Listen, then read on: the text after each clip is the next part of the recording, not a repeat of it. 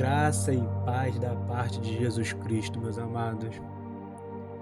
Aqui quem fala é o diácono Maico Batista. E no episódio de hoje vamos estar dando continuidade ao nosso estudo dos hábitos de Jesus. E para esse episódio eu separei o hábito de jejum e consagração. O texto bíblico, lá no capítulo 4, versículo 2 do livro de Mateus, nos relata o seguinte: depois de jejuar 40 dias e 40 noites, teve fome. O texto do Evangelho de Mateus descreve um momento decisivo na vida de Jesus Cristo. Após ele jejuar 40 dias e 40 noites no deserto, ele sentiu fome. Esse versículo ele aparece logo depois do batismo de Jesus e antes do início do seu ministério público, mostrando para a gente que grandes missões espirituais são precedidas de períodos de preparação profunda. O deserto não representa o abandono divino, mas sim um ambiente de formação, onde Deus trabalha o caráter antes da manifestação do propósito. O jejum de 40 dias carrega um forte simbolismo bíblico. Ao longo das Escrituras, o número 40 está associado a tempos de prova, transição e alinhamento espiritual, como ocorreu com Moisés no Sinai e como Elias em sua jornada até o Monte de Deus. Assim, Jesus revive a história espiritual do povo de Israel, mas agora como um filho obediente que permanece fiel. Antes de ensinar multidões, realizar milagres, ele escolheu o caminho da disciplina espiritual e da dependência total do Pai. E esse é um exemplo muito maravilhoso para nós, onde nós temos que buscar isso, essa dependência e essa disciplina espiritual. É dentro desse hábito que nós vamos conseguir ter uma vida espiritual saudável. A frase "teve fome" revela algo teologicamente importante. Jesus experimentou plenamente a condição humana. Ele não enfrentou as tentações com vantagens sobrenaturais que anulassem a sua humanidade. Ao contrário, ele sentiu o limite físico do corpo após dias sem alimento, mostrando pra gente que com uma disciplina espiritual, com os hábitos certos, nós conseguimos também ter essa vida espiritual saudável.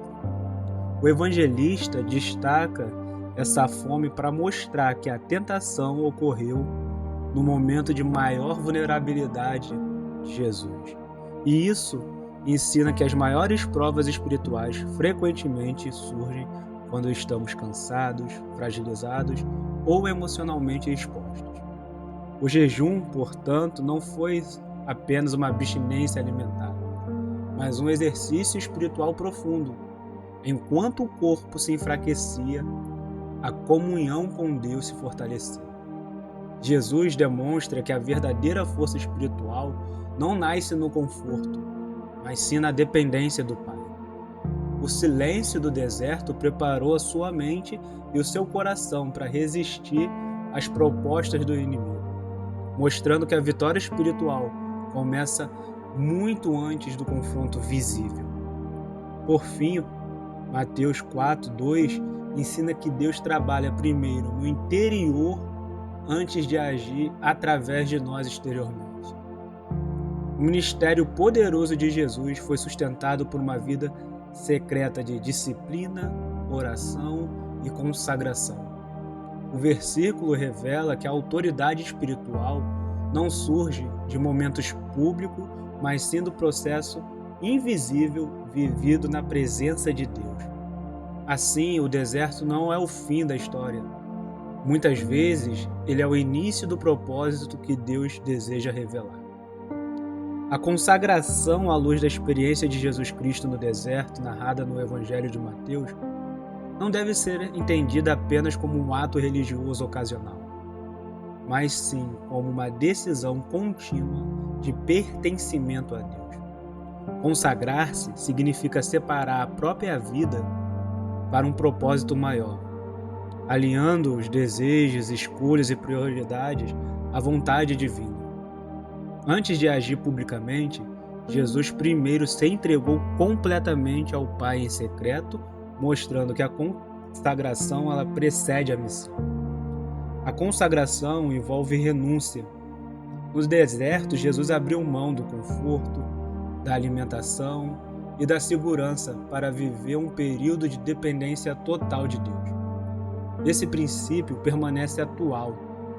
Toda consagração verdadeira exige abrir mão de um espaço interior para Deus agir.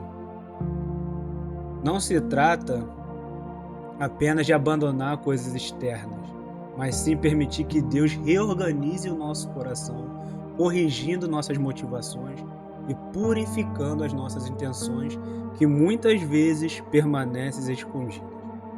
Outro aspecto essencial da consagração é o fortalecimento espiritual. O tempo de separação não enfraquece o cristão, ele o prepara. Assim como o jejum de Jesus Cristo o preparou para enfrentar a tentação, a consagração hoje fortalece a identidade espiritual do discípulo. Quem se consagra aprende a ouvir Deus acima das vozes externas, desenvolvendo sensibilidade espiritual e estabilidade interior, mesmo diante das provações da vida. A consagração também redefine as prioridades. No deserto, Jesus demonstrou que a comunhão com o Pai era mais importante que qualquer necessidade imediata.